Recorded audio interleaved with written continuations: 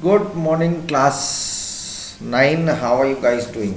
I hope, I guess, I am totally sure that you all are doing well and great and having a disciplined life and taking care of yourselves as well as your parents, relatives, brothers, sisters, everyone. Wish them all and I pray for everybody.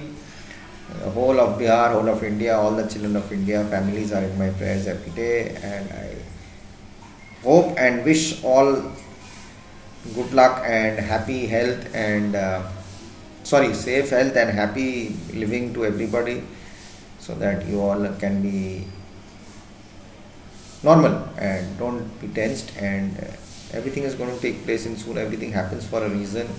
There are bad times and good times in life, but we have to see that how we can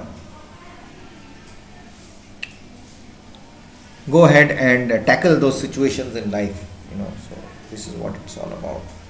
So anyways, we were there on SSC today, in the last class today also I'm going to start SSC, and that's we are on the Russian revolution. I was giving you a basic idea of the Russian revolution, and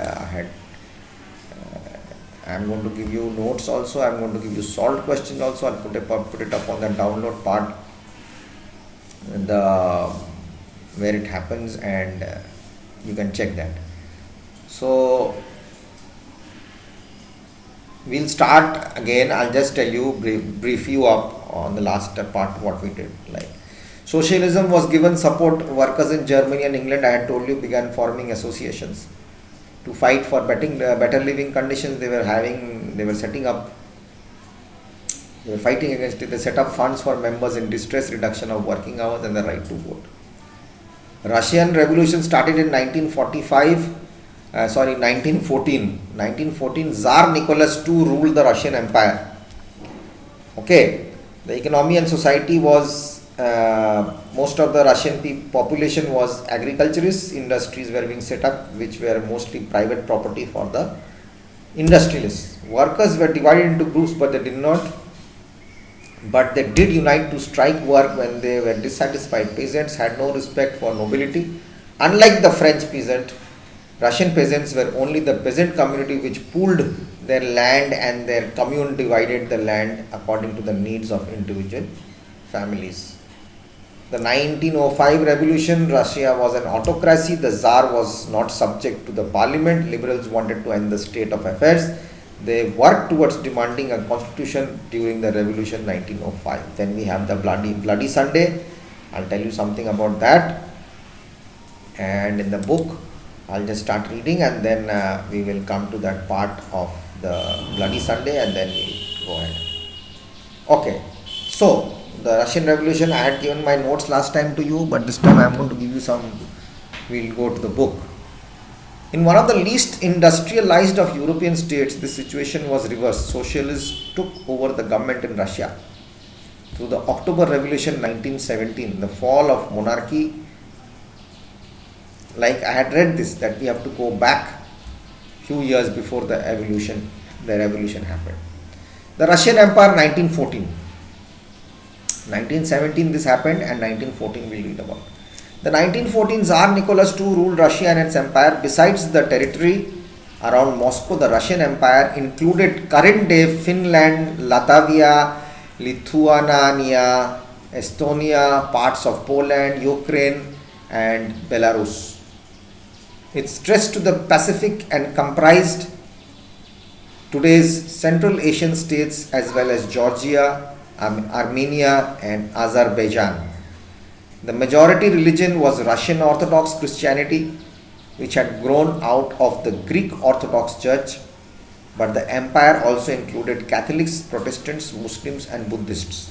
I'll come to this later.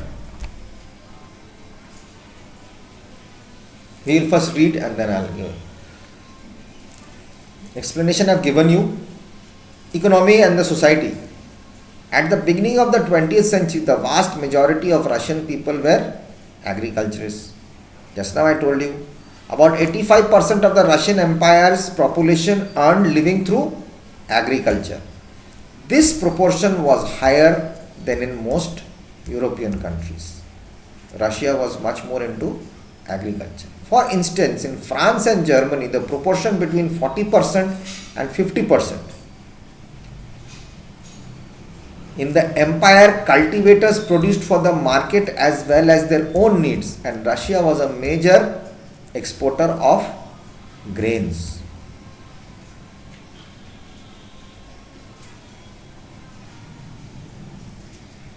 Industry was found in pockets. Prominent industrial areas were St. Petersburg and Moscow. Craftsmen undertook much of the production, but large factories existed alongside craft workshops. Many factories were set up in the 1890s when Russia's railway network was extended and foreign investment in industry increased. Coal production doubled and iron and steel output quadrupled. It happened big way. By the 1900s, in some areas, factory workers and craftsmen were almost equal in number. Most industry was the private property of industrialists. Government supervised large factories to ensure minimum wages and limited hours of work. But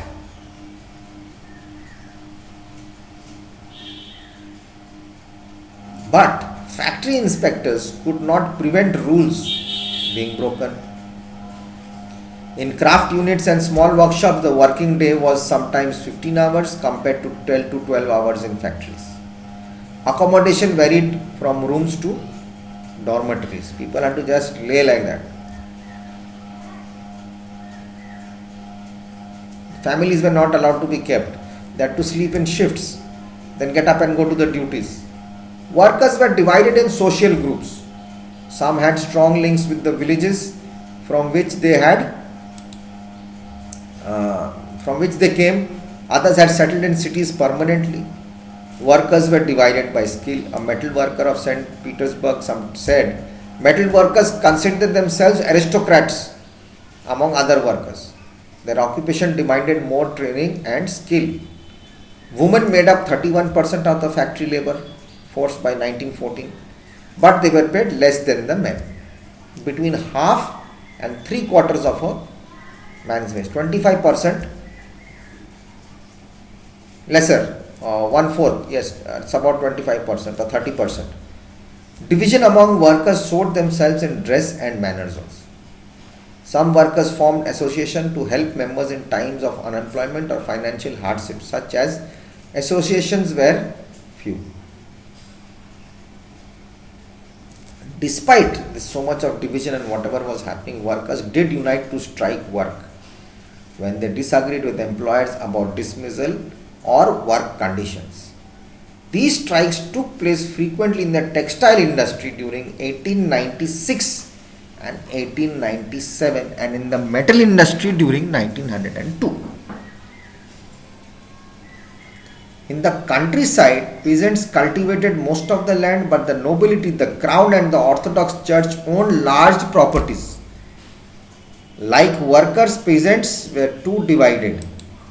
They were also deeply religious, but except in few cases they had no respect for the nobility. Nobles got their power and position through their services to the Tsar, not through local popularity. This was unlike France, where during the French Revolution in Brittany, peasants respected nobles and fought for them also. In Russia, peasants wanted the land of the nobles to be given to them. Frequently, they refused to pay rent and even murdered landlords. In 1902, this occurred on a large scale in South Russia. In 1905, such incidents took place all over Russia, just before the revolution. Russian peasants were different from European peasants in another way. They pooled the land together periodically and their commune divided according to the needs of their individual family. Okay.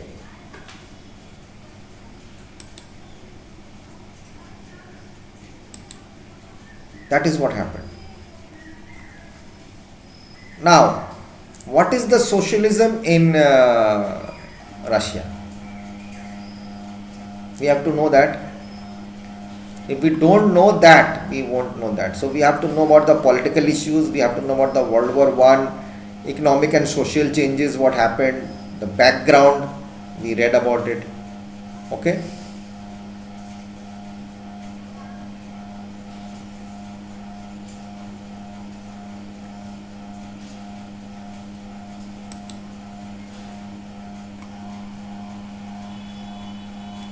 What were the economical and social changes? Rather, we must know that first, isn't it? Otherwise, we won't know how to go about it.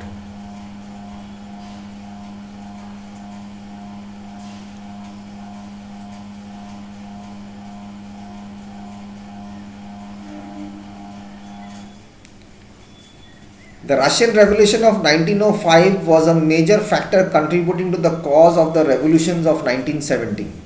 Basically, the events of Bloody Sunday triggered nationwide process and similar mutinies. A council of workers called the St. Petersburg, and it was created chaos.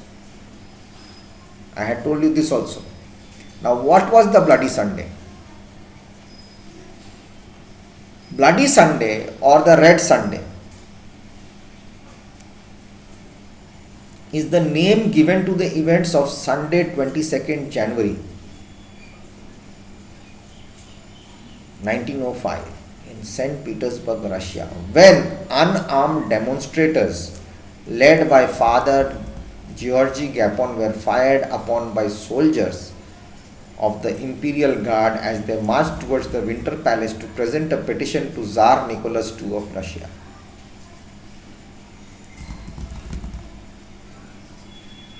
Bloody Sunday caused grave consequences for the Tsarist autocracy governing Imperial Russia.